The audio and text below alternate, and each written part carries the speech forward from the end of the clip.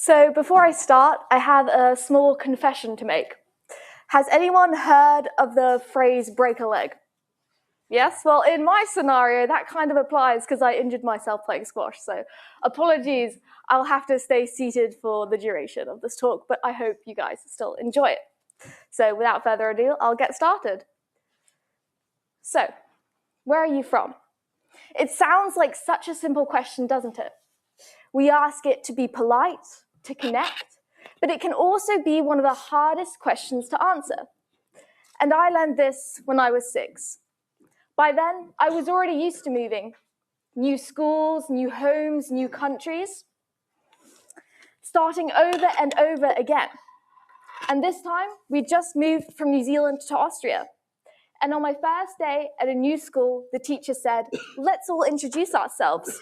So I stood up proudly and said, "Hi, my name is Daisy May, and I'm from New Zealand." But before I could sit down, my older sister shouted from the back, "No, you're not. You're from England." So there we were, 2 kids arguing across the assembly hall about where I was from. One of us was talking about nationality, and the other about belonging. And that's when I realized something. We weren't really arguing about geography. We were arguing about meaning.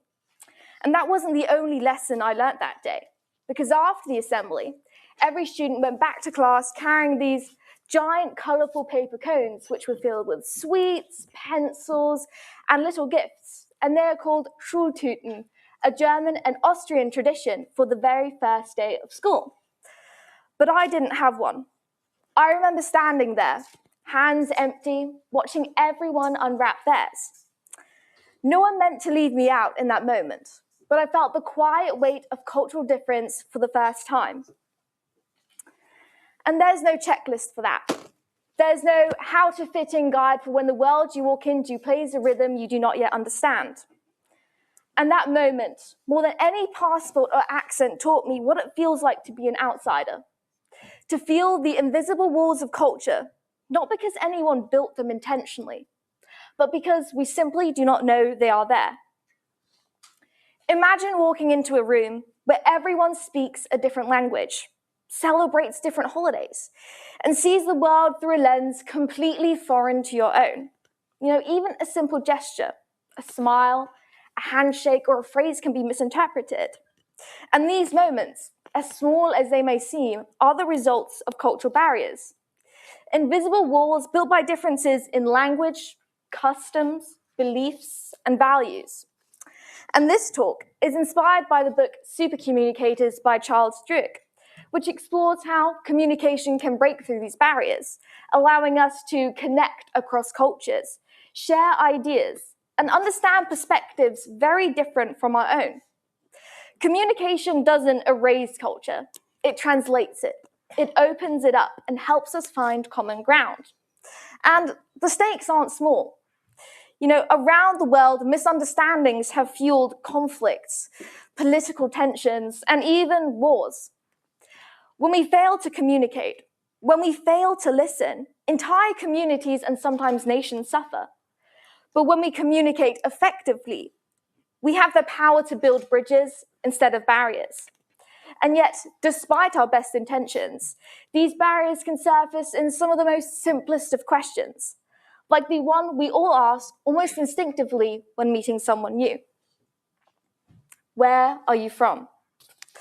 And maybe that's where my fascination for communication began, realizing that most misunderstandings aren't really about facts. They're about what we mean and how we feel. We use the same words, but speak different kinds of conversations. Practical, emotional, social, and sometimes, we're just simply trying to belong. And that's why the world doesn't just need better speakers. It needs super communicators, people who can listen beyond words, connect beyond cultures, and ask the right questions that bring us closer together. And that question, where are you from, kept following me around. There was a point where I'd even say, I don't know, I've lived in 5 different countries. But by the time I got to university, I thought I'd finally cracked it, the perfect introduction. Hi, my name is Daisy May. I'm from Austria, but I'm British.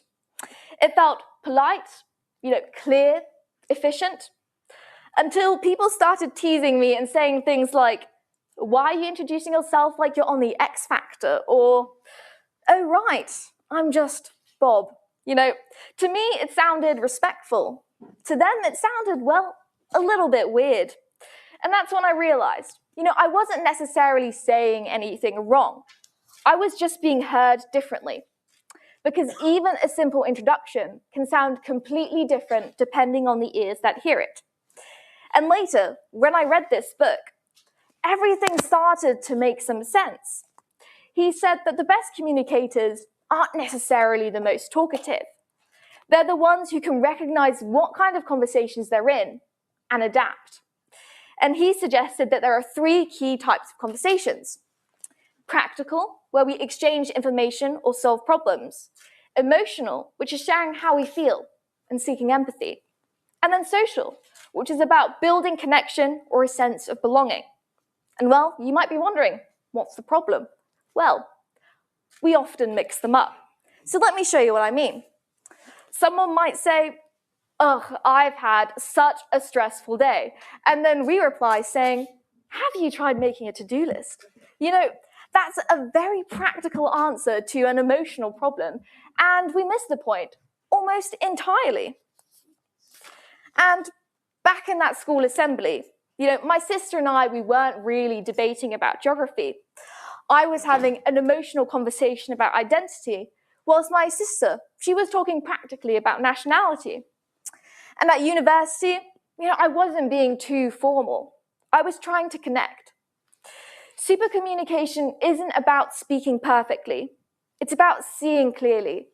It's about pausing to ask, what kind of conversation is this? And then meeting the other person where they are, not where you expect them to be. Because that's when the real understanding begins. And once I started listening differently, I noticed something fascinating. Cultures don't just speak in different languages. They speak in different rhythms. Cultures encode their values into language into, how direct we are, how much we explain, and how much we leave unsaid. Take Austria, for example. Austrians can sound blunt or even harsh to British ears. But in Austria, that isn't rudeness, that's efficiency. And, well, it shows up everywhere, even in the words themselves. So instead of inventing nuance, Austrians and Germans often like to stack meanings together. So let me show you what I mean. Handschuhe, which in direct translation means hand shoes, which means gloves. Kind of makes sense, right? So let me give you another example. Glühbirne, which means globe hair. Now, this one isn't that obvious until you see the image and realize a pear really does look a lot like a light bulb. So let me give you a third example. Staubsauger, which means dust sucker. And for those of you in the audience who guessed that's a Hoover, well, yes, you are correct. And the same logic stretches to legendary compound words I once had to translate for my parents. Words like Straßenverkehrszuverlassungsordnung.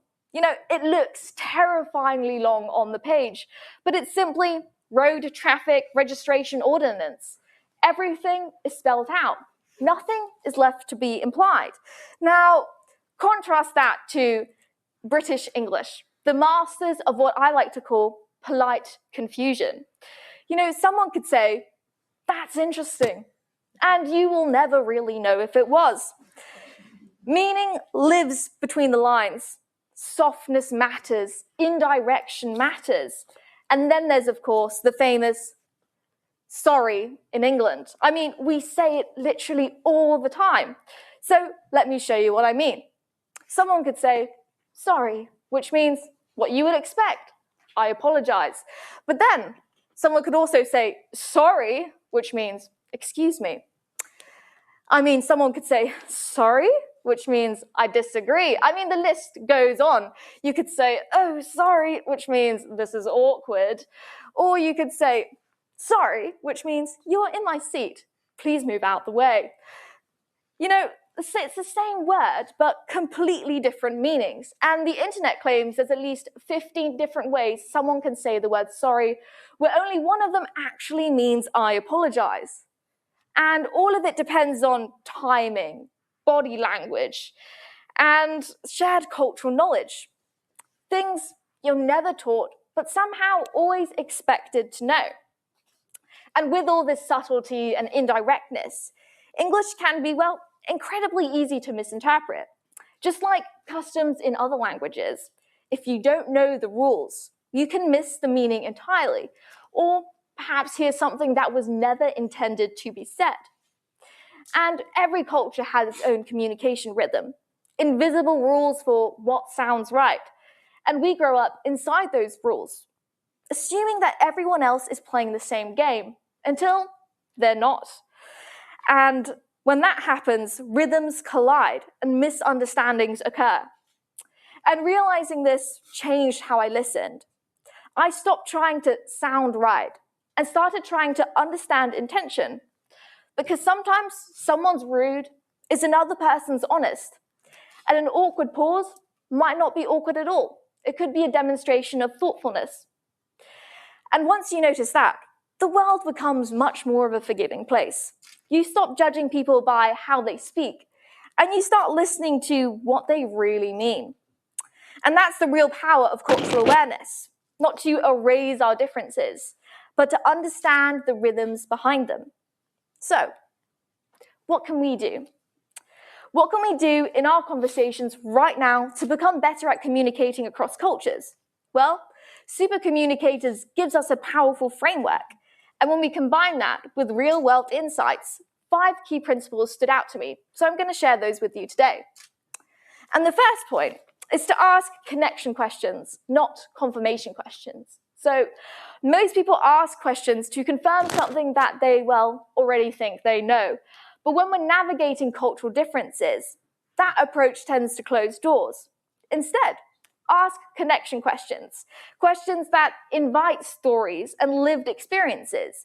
Questions like, what's something from your culture that you wish more people understood? Or, how has your background shaped what matters to you? Those questions don't just gather information, they invite connection.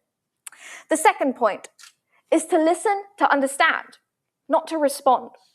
Across cultures, meanings hide beneath the surface, in tones, pauses, gestures, and even silence. Imagine asking your friend, do you want to come out tonight? And they respond and say, maybe. In some cultures, that's uncertainty. In others, it's just a polite no. And listening to understand means hearing the culture behind the word and not just the word itself. And Supercommunicators lean into those nuances. They listen for the feeling behind the words. They slow down. They allow space. And sometimes bridging a cultural divide is less about saying the right thing and more about giving someone else the room to be heard. The third point is to match the type of conversation you're in. So as Jurek explained in his book, people tend to speak in those 3 key modes: practical, emotional, and social. And cultural social conflict often happens when 2 people are in different modes without even realizing it. So the next time someone says, ugh, I've had such a stressful day, instead of saying, have you tried making a to-do list? You can say, oh, that sounds really exhausting. Or you can even ask a question to gauge what kind of conversation they want to have by offering help after validation. You know, Supercommunicators adjust. They can recognize what kind of mode people are speaking in and meet them there. The fourth point is to tell a story before you state a position. So across cultures, stories travel far better than any opinion does. They soften tension, they humanize. And when you share personal experiences before stating your viewpoint, you signal, I'm not trying to win an argument here. I'm trying to invite you into my world. And the fifth and final point is to be curious before you are certain. Curiosity dissolves defensiveness. Certainty builds barriers. But when we approach cultural differences with curiosity, real, open curiosity, we stop looking for the right answers. and we start looking for understanding. And that can transform an interaction almost entirely. So supercommunication isn't just a skill, it's a mindset. It's about choosing curiosity over judgment. It's about asking, what kind of conversation am I in? And perhaps, even more importantly, what kind of world do I want to create with my words? Because right now, the world can feel divided by politics, by borders, by cultures. But behind every conflict are human beings trying to be heard. Often one side speaks practically about facts, rules, borders, and the other side might speak emotionally about loss, fear, or identity. And when those languages collide, connection breaks down. But when we listen beyond words, when we hear the rhythm, the culture, the emotion behind the message, we stop building barriers and we start building bridges. Supercommunication isn't about being perfect. It's about being present. It's about breaking the invisible walls of cultures, generations, beliefs, by simply asking, what kind of conversations are we really having? And when we do that, we stop asking, where are you from, to divide, and we start asking it to connect. And if we all did that, if we all became just a little bit more curious, a bit more compassionate, then maybe supercommunication could become our global culture. A culture that doesn't build barriers, it breaks them. That doesn't fear difference, it bridges it.